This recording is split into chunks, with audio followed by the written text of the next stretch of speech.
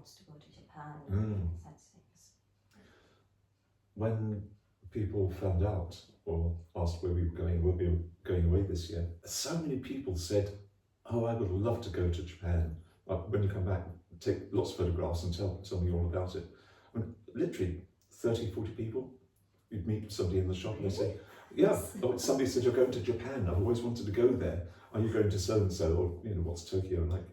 And it's really caught the imagination, and a lot of people that have been there before saying, "Oh, that's fantastic. If you can go to so and so, go to whichever city or Hokkaido or whatever."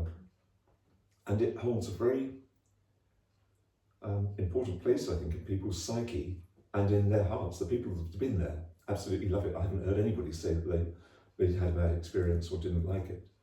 And the people that haven't been there, so many people when we came back, I think 6 people who wanted to go to Japan, so give me an idea of places to go to. So that when people hear about it, because this is a small community, when they see you in a shop or post office or whatever, say, "Oh, where did you go? Tell me what it was like. Did you have any photographs or whatever? Or any contacts? What should I look for? What's the thing to, where should I eat?" So the interest is growing and growing. And Oldham is just a small microcosm of people, of course, very concentrated, although we've got space. There aren't that many people here. But the interest level is really very high. I haven't heard anybody talk about any other country with such enthusiasm or such wishing to be there. Yeah. I think it's perhaps one of the few countries that seems to have held on to the feeling of mystery, and I think that's something to do with it has a very long history, recorded history, and there are still ancient elements which you can go to see and be aware of, and also the rituals, the ceremonies that go on. It's managed to hold on to those. A lot of places have lost them. But also it's fairly protected, I suppose, because it wasn't open to the outer world quite so much. Japan seemed to open its doors much more slowly. And so individuals went rather than big groups. And they would come back with their own stories and memories of it. And from that, it started to grow in a much more sort of intelligent way, really.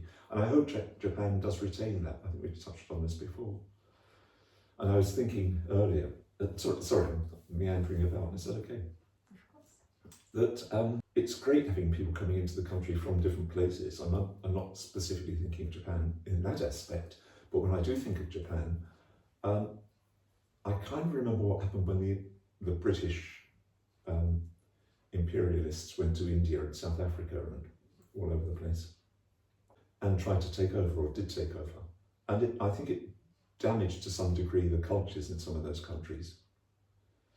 And then when you leave, there's a bit of a vacuum, a bit of a mess. Nobody quite knows, which bit they're growing up in. Is this the English bit? Is this the Indian bit? The Pakistani bit? And I think it can do a lot of damage in that imperialist sense. But also when you invite people in for immigration purposes to help run your own country, your own health system or whatever, unless you're very aware of what you want to end up with, that can be quite fragmenting as well, because then you get cultural groups who cling together. And that's not necessarily a problem. I mean, that happens, for instance, with England the English going to Spain. You virtually have an English part of Spain, which is all English pubs, English beer, fish and chips. There's hardly any point being anywhere else except the sun shining.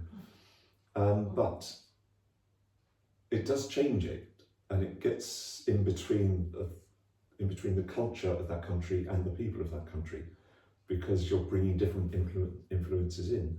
And if that happens with a religious group, for instance, as in UK, and I'm not against people, everybody has to live somewhere, but if people go to England and they start demanding that they want their own churches, their own language, their own laws within the country that they're a guest in, I find that potentially quite worrying.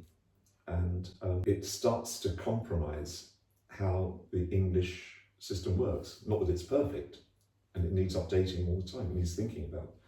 But you can then end up with cliques of people from different religions, different backgrounds, venting their frustration in a place which is not their country of birth.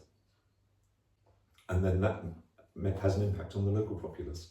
So if the same thing was to happen in Japan, if those groups start getting bigger and taking over areas, it can change the elements of the culture, and I think that would be such a shame for somewhere like Japan.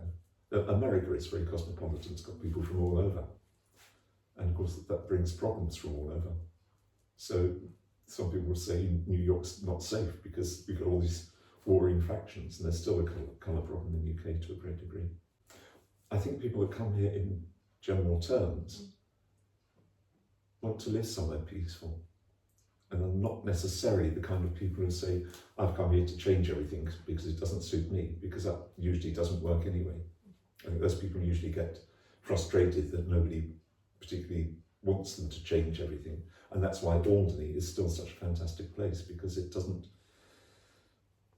perhaps in its own way, like Japan, it doesn't change that quickly. So again, it doesn't have everything you might want, but it's got everything you need. And you can often these days, particularly with the internet, you can be in touch with anyone, anywhere, anytime. But you won't find the big casinos, and you won't find fast food in that sort of sense.